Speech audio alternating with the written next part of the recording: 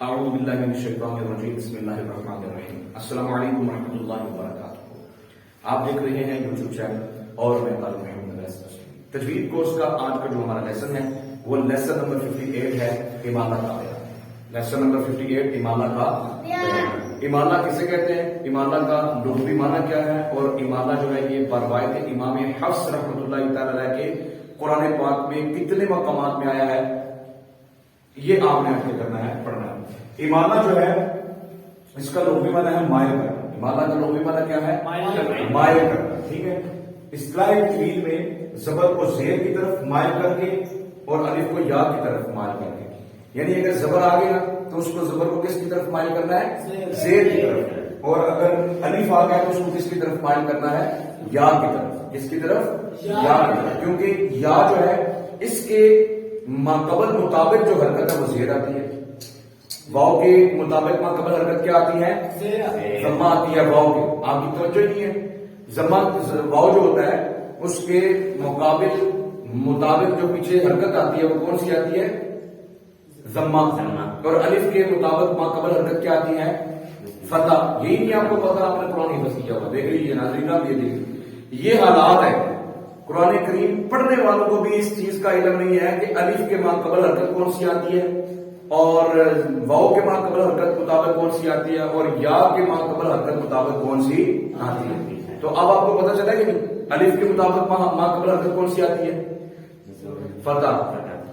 زبر ہے، زبر تو زبر زیر میں اس میں کام رکھیے گا، فتح زبر کسرہ نہ یاد کریے گا جو عربی کی زبان ہے، ٹھیک ہے۔ اور واو کے ماقبل مطابق حرکت کون سی آتی ہے، ضمہ، اور یا کے ماقبل حرکت مطابق کون سی آتی ہے، کسرہ، ٹھیک ہے۔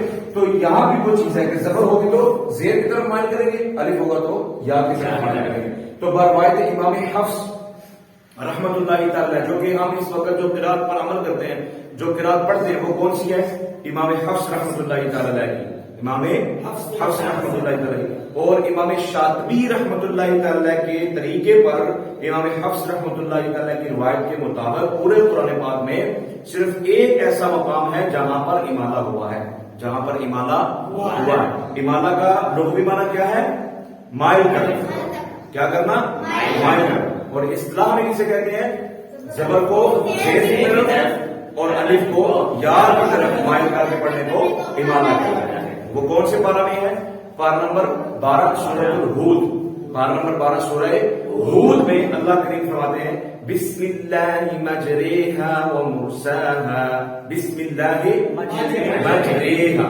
پورے قرآن میں بروایت امام حفص رحمۃ اللہ تعالی کے بطریق امام شاطبی رحمۃ اللہ کے پورے قرآن پاک میں ایک ایسی جگہ ہے جہاں پر کیا ہوا ہے، امالہ ہوا ہے۔ وغیرہ امام کسائی رحمۃ اللہ تعالی جو دوسرے قرات کے امام ہیں، ان کے نزدیک تو بہت سارے مقامات میں جو ہے وہ کیا آتا ہے، امالہ کیا گیا ہے، ٹھیک ہے۔ لیکن امام حفص رحمۃ اللہ تعالی کے نزدیک ایک ایسی جگہ ہے جہاں پر کیا کیا گیا ہے، امالہ کیا گیا ہے، اور وہ کون سی جگہ ہے، پارہ نمبر 12 سورۃ الہود۔ اللہ جی کیا فرماتے ہیں، بسم اللہ مجریہا، تو یہ بھی ساتھ میں لکھیے مجریہا۔ اب مجریہا میں ظاہر ہے یہ مجرے میں را کے اوپر زبر تھا، تو را کو کیا کر دیا، زیر کی طرف مائل کر کے پڑھنے کی کوشش کی تو مجرے ہو گیا۔ جیسے بروایت امام کسائی رحمۃ اللہ تعالی کی، وہ کیا کرتے ہیں کہ جہاں پر بھی کھڑا زبر آتا ہے، زبر آتا ہے یا الف آتا ہے تو اس کو کیا کر دیتے ہیں، زیر کی طرف مائل کر کے یا کی طرف مائل کر کے پڑھتے ہیں۔ جیسے موسیٰ کو موسی، ٹھیک ہے، والضحیٰ والضحیٰ واللیل اذا سجا۔ اب سارے مقامات میں اینڈ پہ کیا ہے، ضحیٰ، سجا، ٹھیک ہے۔ تو یہ سارے مقامات میں کیا کرتے ہیں، وہ کیا ان کے نزدیک کیا پڑھتے ہیں، والضحیٰ واللیل اذا سجے ما ودعک ربک وما قلے، ٹھیک ہے۔ وہ امام کسائی رحمۃ اللہ تعالی کے نزدیک وہ تقریباً کیا کرتے ہیں، امالہ ہی کرتے ہیں، کیا کرتے ہیں، امالہ ہی کرتے ہیں۔ لیکن امام حفص رحمۃ اللہ جو کہ ہم قرآن پڑھتے ہیں جس قرات میں، اس میں ایک ہی مقام ہے جہاں پر کیا آیا ہے، مجرے، کیا آیا ہے، مجرے۔ تو ناظرین کرام، یہ تھا آج کا ہمارا لیسن۔ دیکھیے گرمی کا عالم، تو لہذا آج کا جو لیسن ہے وہ امالہ کا بیان تھا۔ 58 لیسن تھا ہمارا جو کہ کمپلیٹ ہوا ہے امالہ کے بیان میں۔ امید کرتا ہوں کہ آپ اچھی طریقے سے اس کو لکھیں گے، یاد کریں گے اور سیکھنے کی کوشش کریں گے۔ ڈسکرپشن کے اندر اس کو سارا ریٹن جو ہے نا وہ طور پہ لکھا جاتا ہے تاکہ آپ کو سیکھنے میں کسی قسم کی کوئی پرابلم پیش نہ آئے۔